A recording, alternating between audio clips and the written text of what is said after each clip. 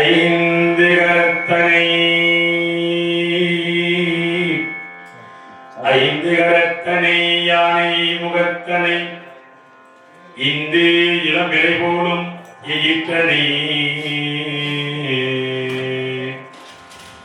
நந்தி மகந்தனை ஞான கொழுந்தினை புந்தியில் வைத்து அடி போற்றுகின்றோமே.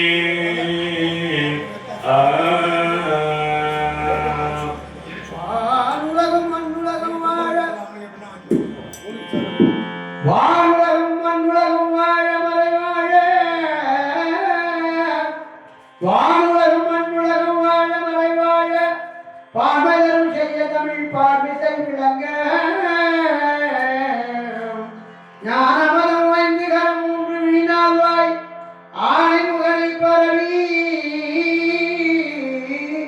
அஞ்சல் செய்கிற்பாம்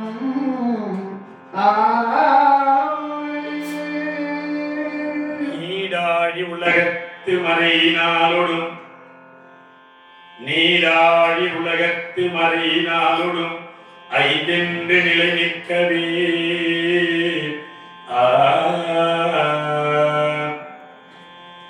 வாடாத நவவாழ்மை முனிராசன் மாபாரதம் சொன்னனா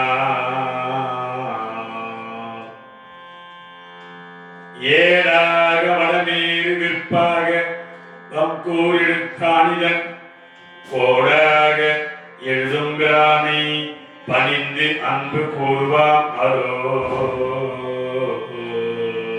வெள்ளை களை உடுத்தி வெள்ளை களை உடுத்தி வெள்ளை பணி பூண்டு வெள்ளை அரியாசனத்தில் வீற்றிருப்பார் வெள்ளை அரியாசனத்தில் அரசரோடு என்னை சரியாசனம் வைத்தார்.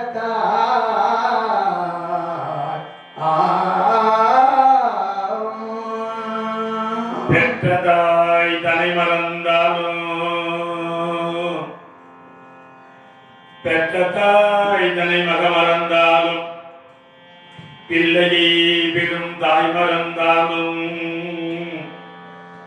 உற்ற தேகத்தை உயிர் மறந்தாலும் உயிரை மேவிய உடல் மறந்தாலும் கற்ற நெஞ்சகம் கலை மறந்தாலும் கற்ற நெஞ்சகம் கலை மறந்தாலும் கண்கள் நின்று இமைப்பது மறந்தாலும் நற்றவற்றவர் உள்ளிருந்தோங்கும் நமச்சிவாயத்தை நான் மறவேனே.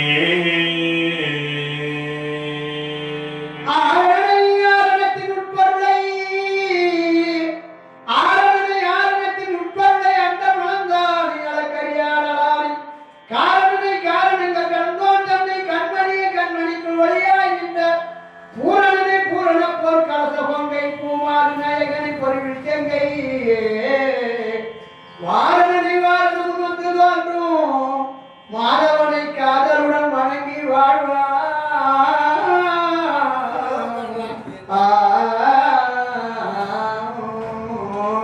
அம்மையே அப்பா அம்மையே அப்பா ஒப்பிலாமணியே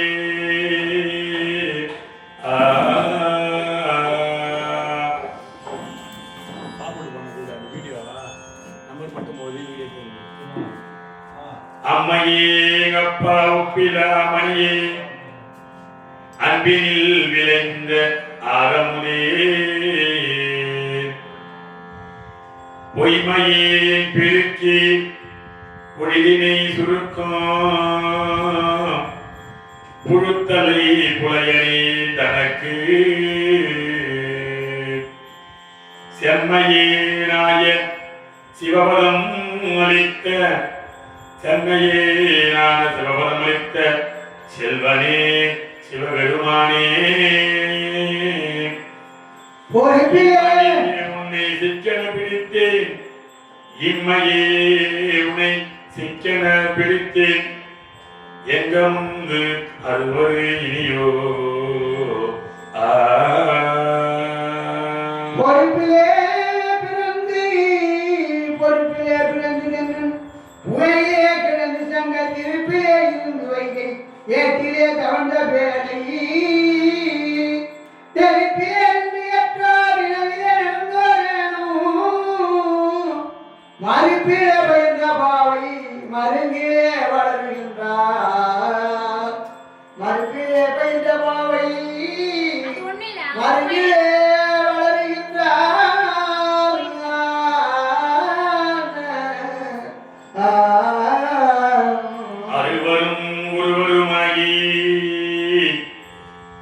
அறுவரும் ஒருவருமாகி அநாதியாய் பலவாய் நின்றாய் பிரம்மமாய் நின்ற ஜோதி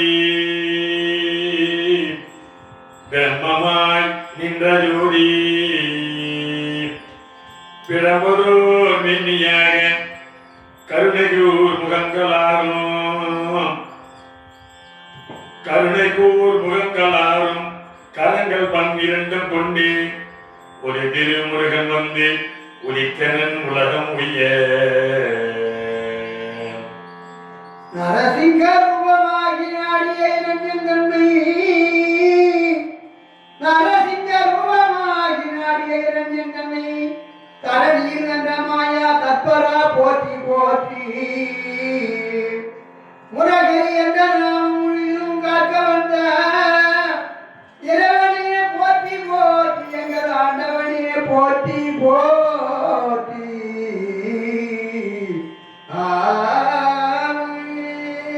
சீர்பெற்ற உலகினில் தோபர யுகத்தினில் சீர்பெற்ற உலகினில் தோபர யுகத்தினில் ஜென்மித்து ஐவராக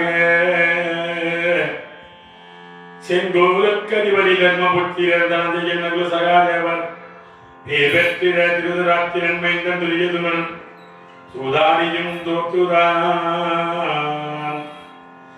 தேவி பாஞ்சாலியும் ஐவரும் வனவாசம் சென்றுதான் 12 நேரற்ற அத்தியாரம் ஓராண்டு செல்லவே நின்றுதான் விராடபுரத்தில் நெடியமால் நெருவினாலே பாரதம் முடிக்கவே நிகரிலா போர் புரிந்தி மார்முகத்துரியின் மேல் நின்றுதான் விரிகூந்தல் வாரியே முடித்த உமையே வனக்கிளி கதம்பமணி குங்கும வசந்த நெறி மதிரூப பாஞ்சாலி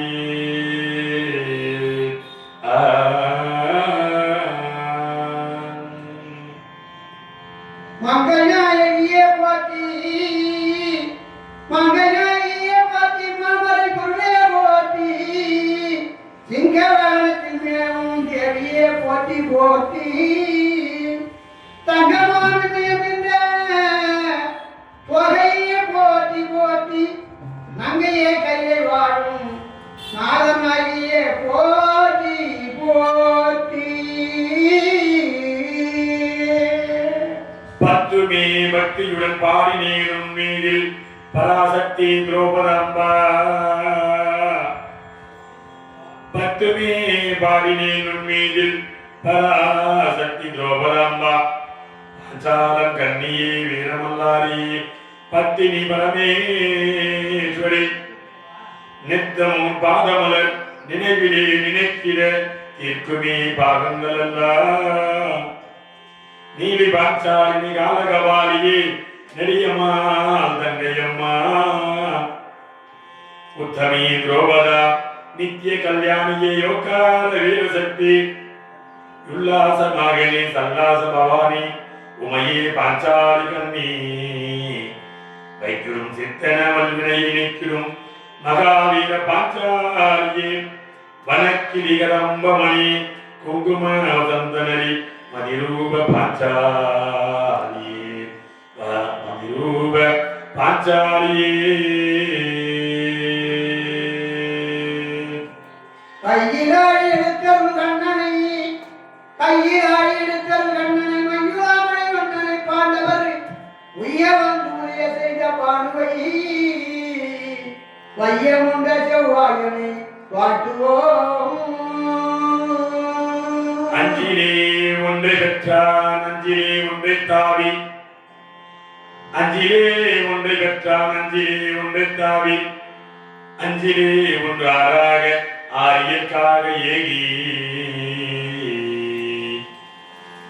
அஞ்சிலே ஒன்று வைத்து அணுகன் நல்லார் ஊரில் அஞ்சிலே ஒன்று வைப்பான் அவன் நம்மை அழைத்து காப்பான் கோபிகா ரமண கோவிந்தா கோவிந்தா ஆஞ்சநேய வரத கோவிந்தா கோவிந்தா என்னாருடைய சிவனே போற்றி நாட்டவர்க்கும் இறைவா போற்றி ஏகம்பத்துறையின்றாய் போற்றி பாகம் பெந்துரானாய் போற்றி வெற்றிவேல் முருகனுக்கு அருட்பெரும் ஜோதி அருட்பெரும் ஜோதி தனிப்பெரும் கருணை அருட்பெரும் ஜோதி அருட்பெரும் ஜோதி அருட்பெரும் ஜோதி தனிப்பெரும் கருணை அருட்பெரும் ஜோதி ஜோதி எல்லாம் வல்ல ஞானமே வடிவமாகிய வள்ளல் தெய்வம் விநாயக பெருமானுடைய தனிப்பெரும் கருணையினாலே ராமசமுத்திரம் நன்னகரத்திலே ஜெகச்சாரணியாக விளங்கக்கூடிய அதிரூப பாஞ்சாலி அம்மையார் கோவில் கொண்டு இன்றைய ஆண்டு இந்த ஆண்டு 3ஆம் ஆண்டு தொடர் விழா. இந்த 3ஆம் ஆண்டு தொடர் விழாவிலே அடியேனையும் ஒரு புலவன் என்று நினைத்து 3 ஆண்டு காலமாக இந்த ஆலயத்திலே மாலை மரியோதோடு அமரச் செய்து இந்த மகாபாரத சொற்பொழிவை நடத்துமாறு கட்டளையிட்ட ஒருமை ஆன்மீக அது ஒருமைப்பாடுடைய ஆன்மீக நெஞ்சங்களுக்கும் 18 உபயதாரர்களுக்கும் இந்த ராமசமுத்திரம் தலைவர் துணைத்தலைவர் வார்டு உறுப்பினர் கவுன்சிலர் மகளிர் அணிகள் இது போன்றவர்களுக்கும் இன்றைய உபயத்தை செல்வியற்கும் நடத்தக்கூடிய உபயதாரர்களுக்கும் வருங்கால வாழ்வினை வளமோடு வாழ்ந்து கண்டிருக்கக்கூடிய வாலிப சிங்கங்களுக்கும் பிஞ்சி மொழி பேசி கொஞ்சை விளையாடுகின்ற மழலை செல்வங்களுக்கும் அடியேன்கள் சிறந்தாழ்ந்த கரம் குவிந்த முதற்கண் வணக்கத்தை தெரிவித்துக் கொண்டு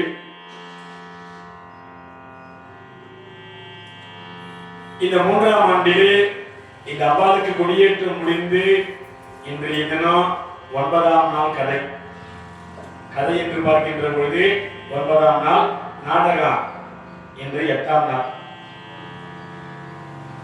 நேற்றைய தினம் பகடை துகிலும் அம்மன் வஸ்திரபந்தம் என்று சொல்லக்கூடிய பாஞ்சாலி சபதம் நேற்றைய தினம் நடந்த தலைப்பு.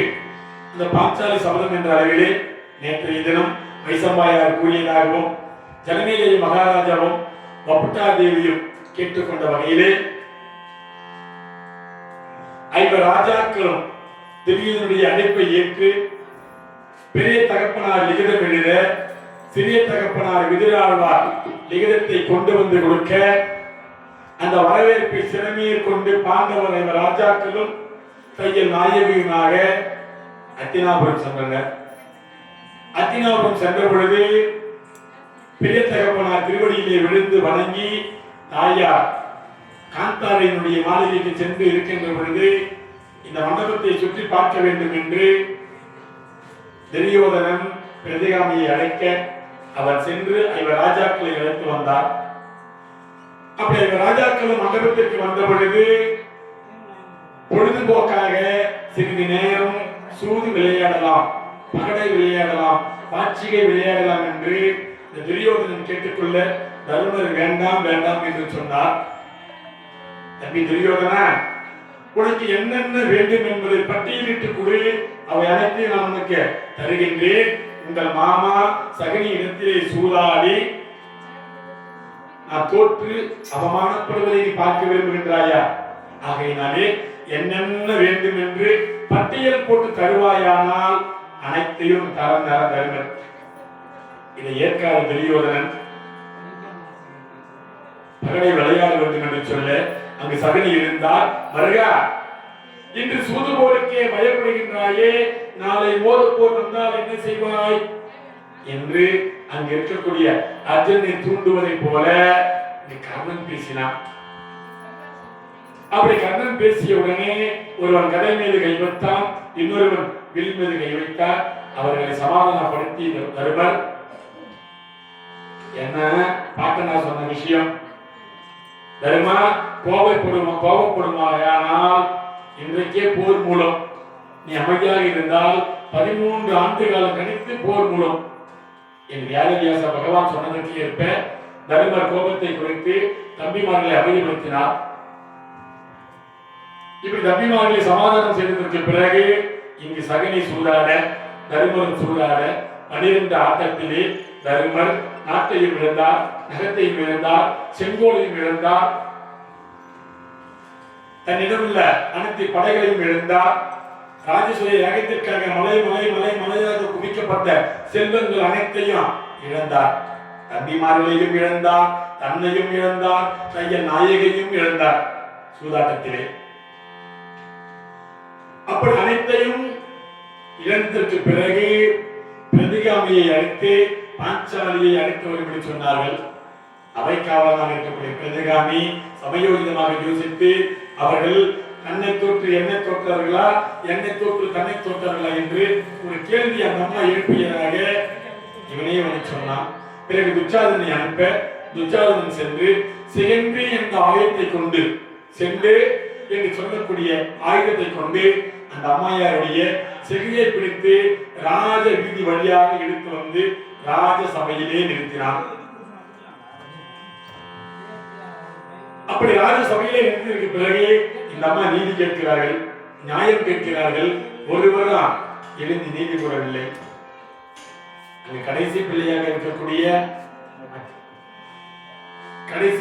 இருக்கக்கூடிய விகர்ணன் எழுந்து அவையில் உள்ள பெரியோர்களே, ஆன்றோர்களே, சான்றோர்களே, பட்டப்பகலிலே நட்ட நடுவிலே ராஜசபையிலே ஒரு பெண் நீதி கேட்கின்றார், நீதி கூறுங்கள் என்று விகர்ணன் சொல்லுகின்ற பொழுது கர்ணன் பார்த்தான். விகர்ணா, நீ என்ன அறிவியலை சிறந்தவனா, வயதிலே மூத்தவனா, உனக்கு என்ன தெரியும்?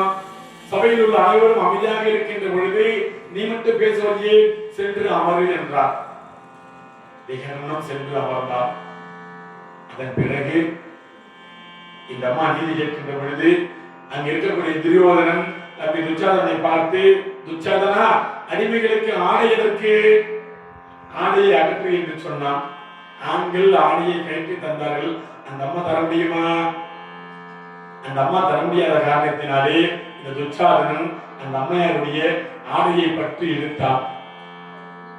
அந்த அம்மா திக்கற்றவர்களுக்கு தெய்வம் என்று சொல்வதை போல நாராயணனுடைய திருநாமாவை சொல்லுகின்ற பொழுது யார் கண்ணுக்கு புலப்படாமல் நாராயணன் பாஞ்சாலி அம்மன் கண்ணுக்கு மட்டும் புலப்பட்டு வண்ண வண்ண சேலையாக, வகையான சேலைகளாக, கோடி கோடி சேலைகளாக இந்த துச்சாதனால் துகில் உரிய முடியாத அளவிற்கு சேலையை கொடுத்தார் பகவான். அதன் பிறகு அண்ணா, சமுதிரத்தை கட்டி இறக்க சொன்னாலும் இறைப்பேன், மணல கையில திரிக்க சொன்னாலும் திரிப்பேன், இந்த அம்மாவோட சேலைய இனி என்னால இருக்க முடியாதுன்னா என்று சொன்ன உடனே தம்பி துச்சாதனா அந்த பாஞ்சாலியை கொண்டு வந்து என் தொடை மீது அமர்த்துதான் வயது துறை கட்டி காண்பித்தான்.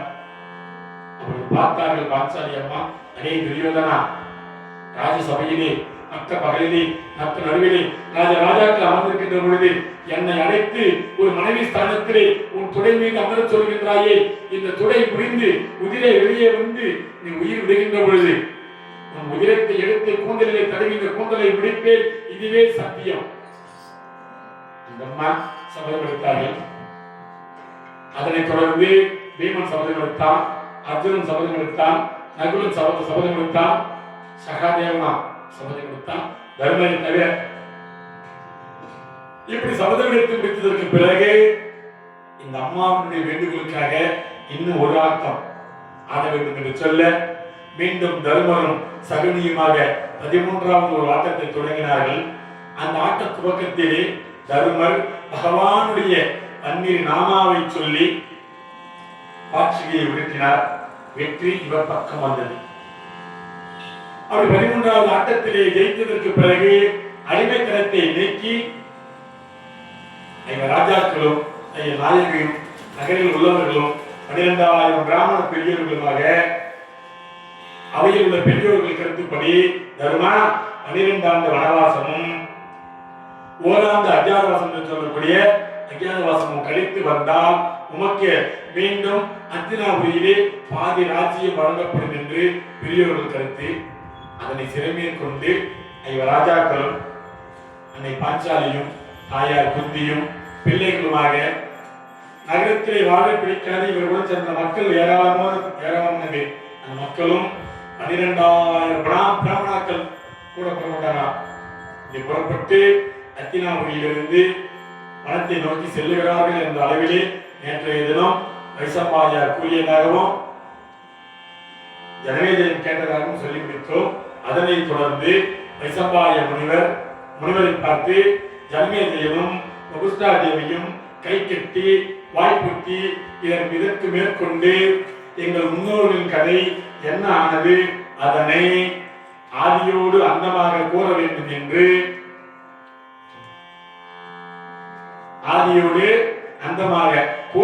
என்று ஜனமேஜய மகாராஜா கேட்க அங்கு வைசம்பாயனர் உரைத்தார் என்ற அளவிலே அதிகங்களும் பேசுவதற்கு மேற்கொள்கிறோம். கோவிகா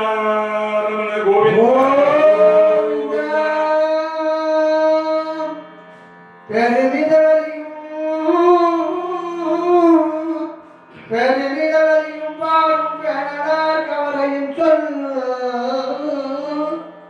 தர்மன் தம்பி மாறும் கடலை தையராகும் அருமக முனிவரும் 4,000 சூழ்ந்து போக கருமுகில் படியும் சாரல் காமியவனம் பொக்காரே. இப்படி ஆட்சியிலிருந்து, நாட்டையிலிருந்து, நகரத்திலிருந்து, செங்கோலிலிருந்து, தம்பிமாரிலிருந்து தன்னையும் இழந்த தர்மர் ஒன்றுமே பேசாமல் புறப்பட்டு போறார். அப்படி போகின்ற பொழுது தர்மராஜா தனது வாழ்வு, செல்வம், செல்வாக்கு, நாடு நகரங்களை இழந்து அந்த நேரத்திலையா யாரையும் மனம் போகும்படி பேசலையா, அமைதியா போகலாம். அப்படி போகின்ற பொழுது எங்கு சேர்ந்தார்கள் என்றால் முதலாக சென்று சேர்ந்த இடம் வனத்திலே காமியக வனம். இந்த வனம் காமிய வனம் என்று சொல்லக்கூடிய வனத்தை சேர்ந்தார்கள். அப்படி காமிய வனத்தை அடைந்தவுடனே கல்லிலே அமர்ந்தார்கள், முள்ளிலே நடந்தார்கள், காய் கனிகளை புசித்தார்கள். இந்த செய்தி அறிந்து எல்லா நாட்டு மன்னர்களும் துரியோதனன் பாண்டவர்களை வரவழைத்து வஞ்சகமாக சூதாடி காட்டிற்கு அனுப்பினானே என்று செய்தி ராஜாக்களுக்கு போகுது. அந்த ராஜாக்களுக்கு போகின்ற பொழுது அங்க எந்தெந்த ராஜாலாம் வந்தார்களா? துருபதனும் துட்ட தூய்மனும்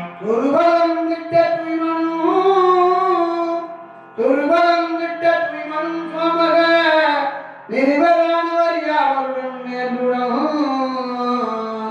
நெறிவரானவர் யாவரும் நேர்ந்துடன் விரைவுதான் விராடனும் சுற்றமும் மறிவினார் வனத்து இருந்தோரையே. அந்த கேள்விப்பட்டு அந்த வனத்திற்கு எந்தெந்த அரசர்கள் வராங்கன்னா முதல்ல துர்பதனும் திட்ட தூய்மனும் சோமகேது நிருபரானவர் யாவரும் சேர்ந்துடன் நேற்றுடன். என்ன துருபத மன்னன் யாரு? பாஞ்சால நாட்டிற்கு அரசன். அவன் பாண்டவர்களுக்கு பெண்ணை கொடுத்தோமோ கண்ணை கொடுத்தோமோ என்ற அளவிலே பாஞ்சாலிய கொடுத்திருக்கின்றான். நம் மகளை கட்டி சென்ற பாண்டவர் 5 இந்த நிலையா என்று கேள்விப்பட்டவுடனே அந்த துருபத மன்னனும் அவர்களுடைய பிள்ளையாக இருக்கக்கூடிய துட்ட துய்மனும் அது மட்டுமல்லையா சோமக மன்னர்கள். சோமக மன்னர்னா பாஞ்சால மன்னனுடைய தாயாரிகளா, அவர்களை சோமக மன்னன் சொல்லுவாங்க என்று சொல்லக்கூடிய சோமக மன்னர்களும் அது மட்டுமல்லையா, விராடனும் விராட மன்னன், இந்த விராட மன்னனும் அனைவருமாக இந்த காமிய வனத்திற்கு பாண்டவர்கள் இருக்கக்கூடிய இடத்திற்கு வந்து சேருகிறார்கள்.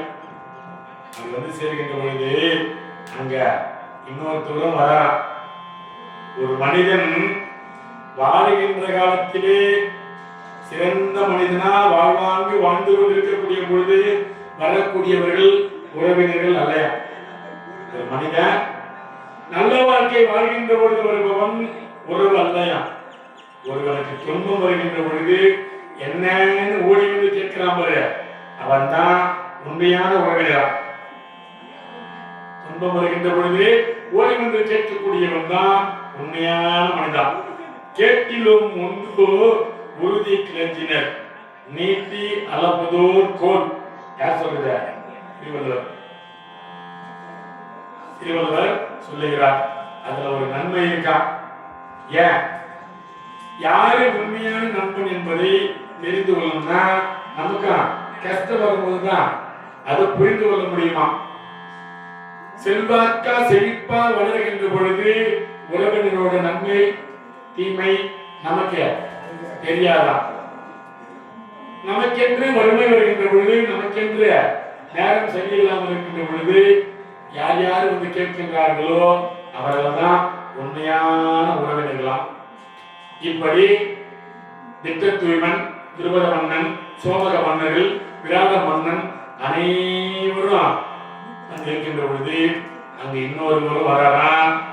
யாருன்னு பார்த்தா மரபின் வழி மன்னவரிய குருகுல சேனை கொட்டவின் புடையோ. மரபின் வழியை மன்னவை ஏற்றிய குருகுலேசனை கொட்டவன் சேனையோடு ஏற்றுடும் இப்பொழுதே என உறவும் சித்தமும் தோற்ற உரை செய்வார். குற்றமே இல்லாத நண்பர்கள் எல்லாம் வந்து தருமரை பார்த்து, தருமரே உங்களின் இந்த நிலைமைக்கு யார் காரணம்? அப்படி காரணமா இருக்கக்கூடியவரை வஞ்சனை செய்து உங்கள் நாட்டை அபகரித்துக் கொண்ட அந்த துரியோதனனை என்ன பண்றோமா மற்றும் மற்றும் மகிழ்வில் அன்பினார்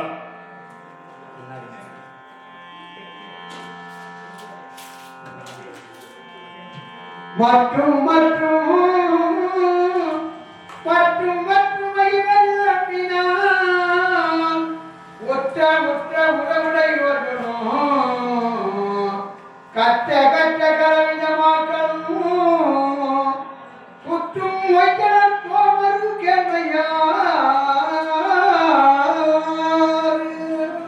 அப்படி வந்த அரசர்கள் எல்லோரும் அங்க என்ன சொல்றாங்களா, தருமா ராஜஸ்வய யாகம் செய்து சாம்ராஜ்ய பட்டம் பெற்று வாழ்வாங்கு வாழ்ந்து வரக்கூடிய உங்களை இந்த நிலைமைக்கு ஆக்கிய அந்த துரியோதனனை நீங்கள் ஒரு வார்த்தை சொன்னால் இப்பொழுதே அந்த அத்தினாபுரியை நிர்மூலமாக்குகிறோம், விடை கொடுங்க.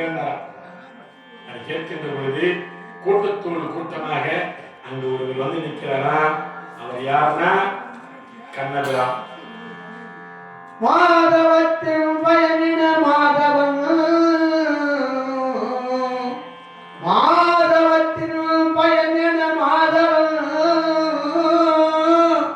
யாதவ குலத்து ஏறிமையோர் பதி ஆதவத்து கருவியல் போலருள் ஏதைத்தக வீரனும் எபினா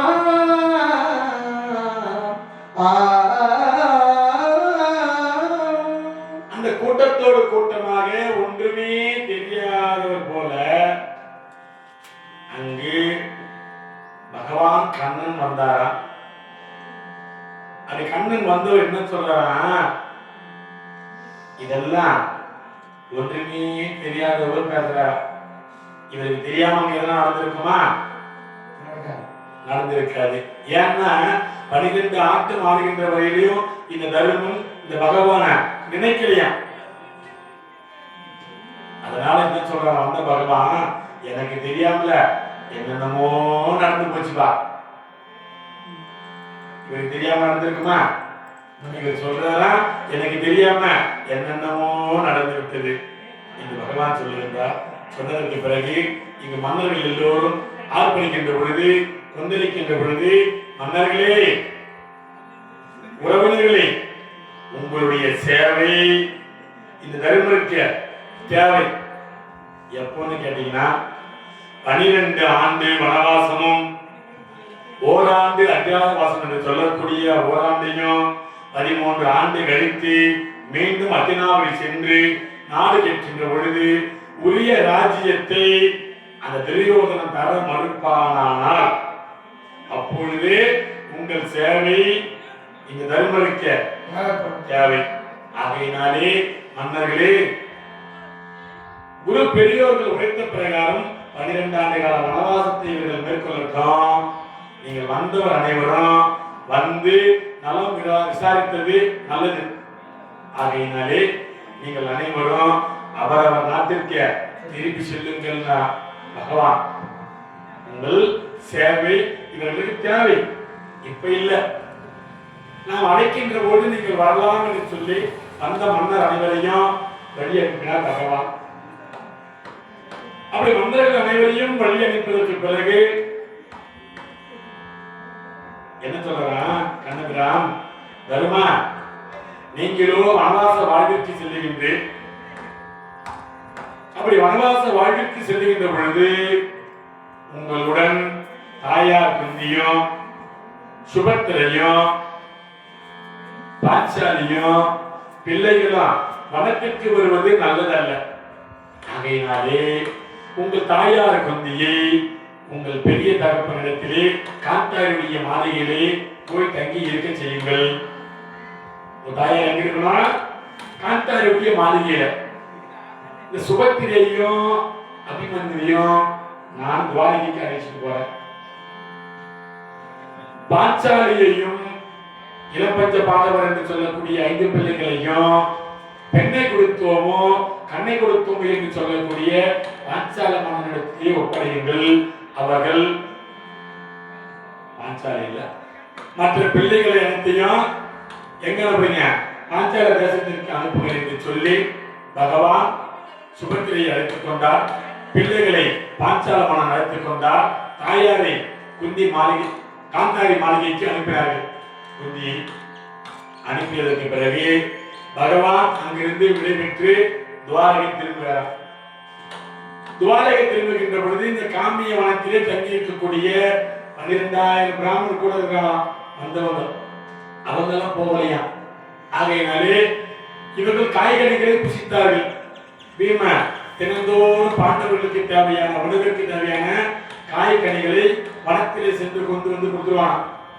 இருக்கக்கூடிய பிராமணர்களுக்கு என்ன செய்யலாம் என்று பார்க்கின்ற பொழுது கௌமிய முனிவர் சொன்னாரா, தருமா, அந்த ஆதித்ய பகவானை நினைத்து நீ தியானம் செய்வாயானால் ஆதித்ய பகவான் வந்து அட்சய பாத்திரம் தருவார்.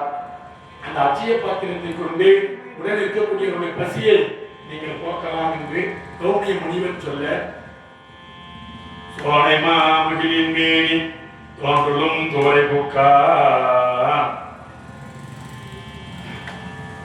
யானையோரும் தந்தம் எழிலை நகரில் புக்கா யானை கொடிகளும் ஒவ்வாறு நரணியனும் தம்பிமா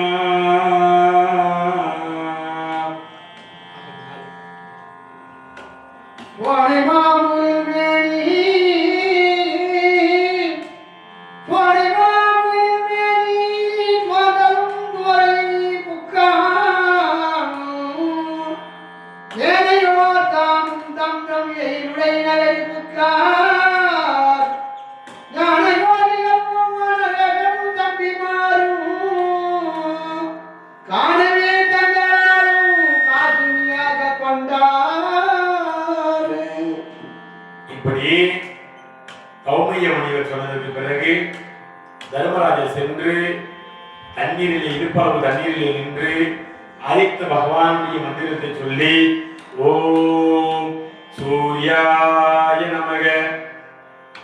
ஓம் அர்க்க பகவானே நமக. ஓம் பானு பகவானே நமக.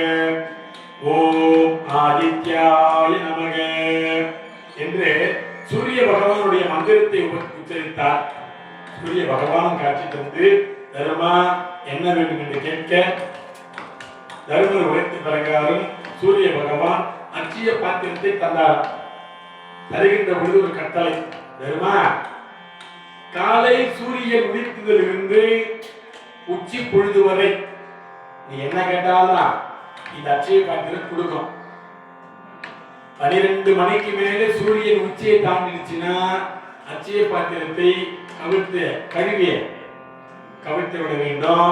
அதற்கப்புறம் அட்சய பாத்திரம் உங்களுக்கு பயன்படாது என்று சொல்ல, அதே போன்று தினந்தோறும் அட்சய பாத்திரத்தின் மூலமாக வந்திருக்கக்கூடிய 12,000 பிராமணர்களுக்கும் உரிய சாப்பாட்டை கொடுத்து மதியம் 12 மணி அளவிலே அட்சய பாத்திரத்தை கழிவு கழிப்பது வழக்கம். கவிழ்த்ததுக்கு பிறகு 12 ஆண்டு வனவாசத்தை கழிக்க வேண்டும் அல்லவா?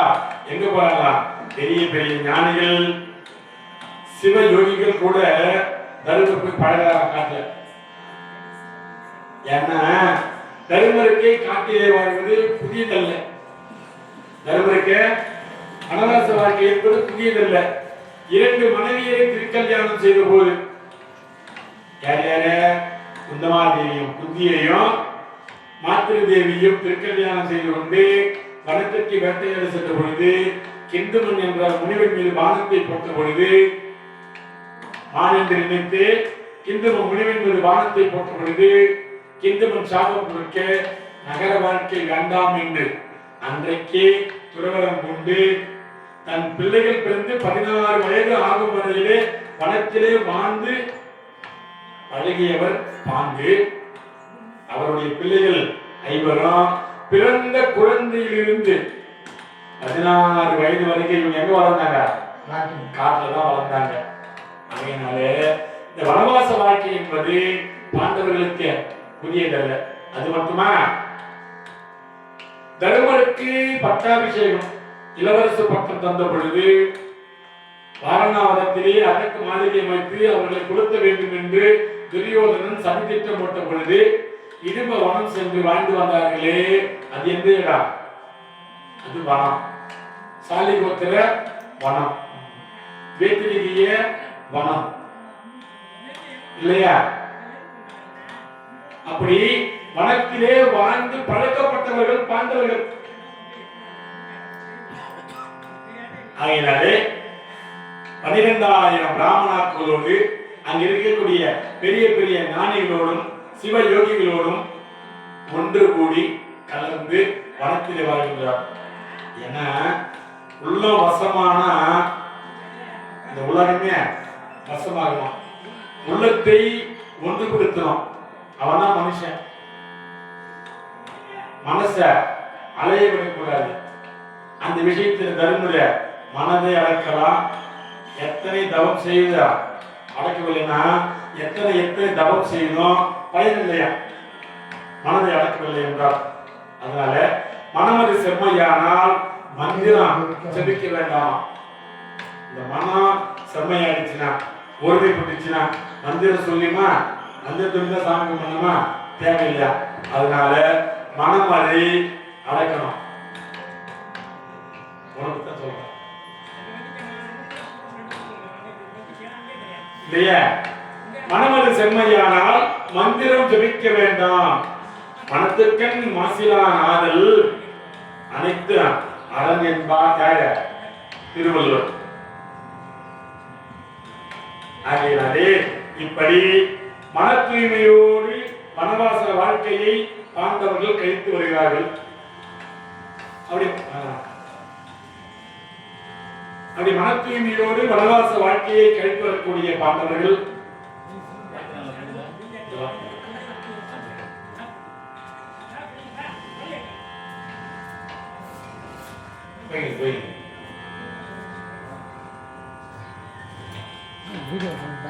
இன்னும் நல்லது வேலையிலே ராம சமுத்திரம் நன்னகரம் 18 உபயத்திலே இன்றைய உபயம் அர்ஜுனன் தவநிலை சறுக்கும். இன்றைய உபயம் அர்ஜுனன் தவநிலை சறுக்கும் என்று சொல்லக்கூடிய சிவவேடனும் தவ வேடனும் என்பது தலைப்பு.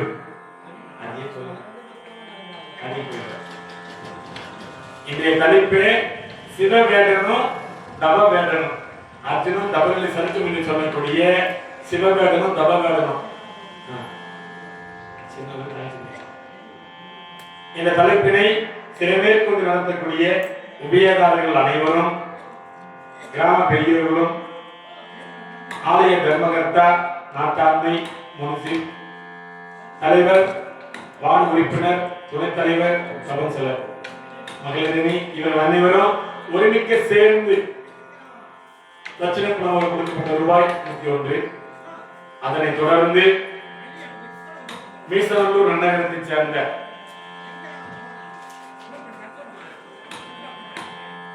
திருநாவுக்கு அரசு, மீசநல்லூர் நன்னகரத்தைச் சேர்ந்த திருநாவுக்கு அரசு ஊராட்சி செயலாளர், குணம்பாடி நன்னகரத்துக்கு ஊராட்சி செயலாளராக பணிபுரியக்கூடிய திருநாவுக்கு அரசு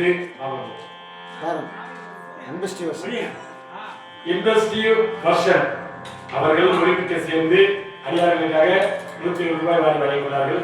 இன்னும் கிருஷ்ணன் தூது உபயம் 18-14 கிருஷ்ணன் தூது உபயத்தை சிறமேற்கொண்டு நடத்தக்கூடிய உபயதாரர்கள் ஒருவராக வழங்கக்கூடியவர் ஆர்வீர் அண்ணன் ரவிச்சந்திர பிள்ளை. இந்த விடுதலை செய்யாமனே ரவிச்சந்திர பிள்ளை அவர்கள் அடியார்களுக்காக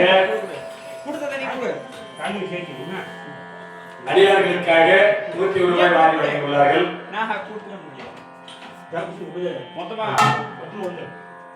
இன்றைய உபயதாரர்கள் தபசு உபயத்தை சிறுமேற்கொண்டு நடத்தக்கூடிய தவவேடம் சிவவேடம் என்று சொல்லக்கூடிய உபயத்தை சிறுமேற்கொண்டு நடத்தக்கூடியவர் எனக்காக தாக்கந்த கனாவினை போது சொன்ன தூய தமிழ்நாடு வல்லவர் வாழும் மக்களை பெற்று மகிழ்வார். எதுப்பா தாமி திருவாரூர் போது கையில குழந்தையோட வந்து மாதிரி. இன்னும் இந்த தபசு உபயம் என்ற உபயம் உபயத்தை சிறுமேற்கொண்டு நடத்தக்கூடிய உபயத்தில் ஒருவராக வழங்கக்கூடியவர் காலம் சென்ற உயர்வாளர் சகாதேவ ஆச்சாரி. இன்னும் சகாதேவ ஆச்சாரி அவரு அது மாதிரி புது பார்த்துட்டேன். சகாதேவ ஆச்சாரி இந்த ஆலயத்துல முதல்ல கிருஷ்ண ஜெயந்திக்கு உட்கார்ந்து நான் பேசுறேன். கிருஷ்ண ஜெயந்திக்கு உட்கார்ந்து பேசுறேன். பேசுகின்ற பொழுது சிப்லா கட்டன்னு சொல்லுவாங்க. இதை பிரிச்சு வச்சு புக்கு வைக்கிறது. அந்த கட்டணம் வாங்கணும்னு சொல்லும் போது அவர் என்ன பண்றாருன்னா, வேங்க மரத்துல நானே உனக்கு செஞ்சு தரேன், நானே உனக்கு செஞ்சு தரேன்னு அந்த கட்டையோட அமைப்பை பார்த்து ஓரளவுக்கு 90% பொருத்தமா இருக்கும். அந்த அளவுக்கு முதலாக எனக்கு அந்த கட்டையை செய்து தந்தவர் ஆர்வீர் அண்ணன் சகாதேவாச்சாரி. கட்டை எங்க வீட்டில் அந்த கட்டையை பிரிச்சு வச்சு 104 வச்சிருந்தீங்க. சிக்கு பலகைன்னு சொல்லுவாங்க. சிக்கு பலகை. அந்த பலகையை நான் வாங்குறதுக்கு முன்னமே முதலாக எனக்கு ஒரு கட்டையை செய்து கொடுத்தவர் அந்த சகாதேவாச்சாரி. அதற்கு பிறகு திருப்பதி சென்ற பொழுது ஆகாச தீர்த்து செல்லுகின்ற பொழுது அங்க ஒரு கட்டை வாங்கிட்டு வந்தேன். எல்லாமே வீட்டுக்கு இருக்கு. அப்படி எனக்காக வேண்டி சிரமப்பட்டு 1 ரூபாய் வாங்காம பேங்க பலகையை கொண்டு வந்து அந்த சிக்கி பலகையை செய்து தந்த ஆர்வீர் அண்ணன் சகாதேவாச்சாரியுடைய திருக்குமாரர் மணிகண்டனும் துணைவியார் வித்திய சீதை பேரு சீதை. அதிலே ஒரு வித்தியாசம், வித்திய சீதை இல்லையா? ஜனக மகாராஜாவுக்கு பெண்ணு, ராமபிரானுக்கு மனைவி. அப்படி பேர் கொண்ட வித்திய சீதை அவர்கள் இருவரும் ஒருமிக்க சேர்ந்து அடியார்களுக்காக 201 ரூபாய் வாரி வழங்கியுள்ளார்கள்.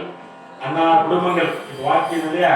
அன்னார் குடும்பங்கள் அனைத்தும் ஓங்கி உலகையளந்த உத்தம பெருமாளை நாங்கள் நம் பாவைக்கு சாத்தி நீர் அறினால் தேங்கின்றி நாடெல்லாம் திங்கென்மோ ஆடி பெய்து ஓங்கு பெருசென்னல் ஊழல் கையகல பொங்கு வளைப்போடு பெருமின்றி கண்பறிப்ப எங்காது உட்கிருந்து சீற்ற முளைவத்தி வாங்க வல்லல் பெருமக்கள் நீங்காத செல்வம் நிறைந்து என்று சொல்லுவதைப் போல அன்னார் குடும்பங்களில் இன்பம் பெருகி, அன்பு பெருகி, ஆனந்தம் பெருகி, இவங்க வீட்டுல மயில செல்வம் பெருகி வாழ்ந்து வாழ பாஞ்சாலி அம்மனையும் கண்ணபிரானையும் பிரார்த்தித்துக் கொள்கிறோம். கோபிகா கோவிந்தா கோவிந்தா.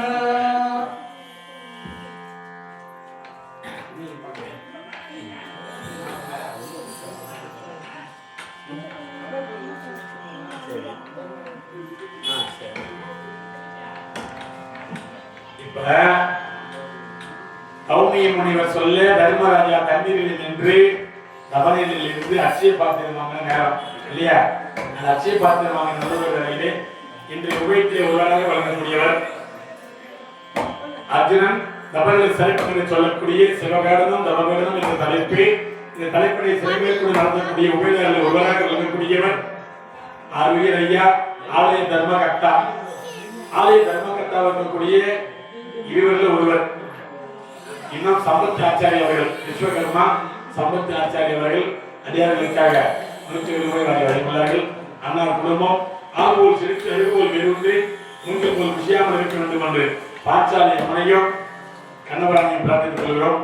சென்றாண்டு தபசு பேசுகின்ற பொழுது சிவகேடனம் நலவேடனம் தலைப்பு பேசுகின்ற பொழுது உட்கார்ந்து பேச முடியல ஆலயத்துல. ஏன்? அந்த அளவுக்கு வர்ண பகவான் வேலை பார்த்தாரு. அந்த அளவுக்கு வர்ண பகவான் வேலை பார்த்தாரு. இன்றைக்கும் இன்னும் ஓரிரு மண்துளிகளில் வருவார் போல தோன்றுது.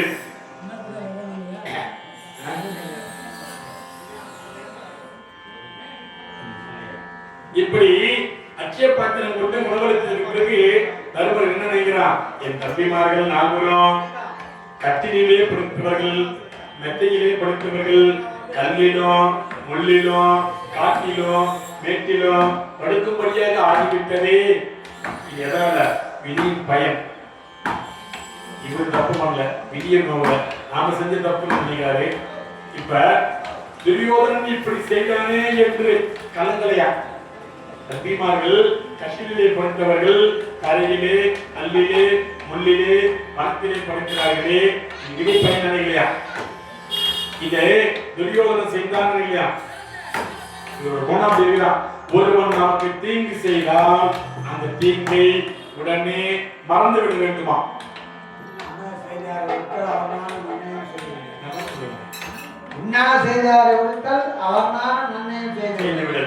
அந்த திருக்குறள் யாருக்கு பொருந்தும்னா தருமருக்கு பொருந்தும். இன்னா செய்தாரை ஒருத்தல் அவர்தானா நன்மையும் செய்துவிடல். தீங்கு செய்தவராக இருந்தாலும் அவருக்கு நன்மை செய்யக்கூடிய குணம் தருமருக்கு உண்டா? இப்ப கூட துரியோதனை மனம் நோகலையா? தனக்கு தீங்கு செய்தானே என்று வருந்தவில்லையா? தீங்கு செய்ததை மறந்துடணுமா? ஒருவர் நன்மை செய்தா அது என்றைக்கும் மறக்கக்கூடாதா? நன்றி மறப்பது நன்றென்று நன்றல்லது நன்றே மறப்பது நன்றா என்று திருவள்ளுவர் சொல்வதை போல, தருமா நீ மட்டும்தான் கவலைப்படுகின்றாயா? அங்க இருக்கக்கூடிய பெரியவர்கள், பிராமண பெரியவர்கள், கௌமிய முனிவர் சொல்றாங்களா தருமருக்கு, தருமா நீ மட்டும்தான் சூதாடி வனத்திலே வந்து கஷ்டப்படுகின்றோம் தம்பிமார்களோடு தையல் நாயகியோடு என்று நினைக்கின்றாயா? இதுக்கு முன்னாடி உன்னை விட ஒரு சூதாடி இருக்கிறார். உனக்கு மேல நாடு நகரத்தை இருந்து படாத கஷ்டத்தை பட்டு இருக்கிறார். அவர் யார் தெரியுமா? அவரை பற்றி சொல்றேன், அதை கேட்டாகிடும் நீ மனதை தேற்றிக்கோன்றாங்களாம். அப்ப அவர் யாரு என்று பார்க்கின்ற பொழுது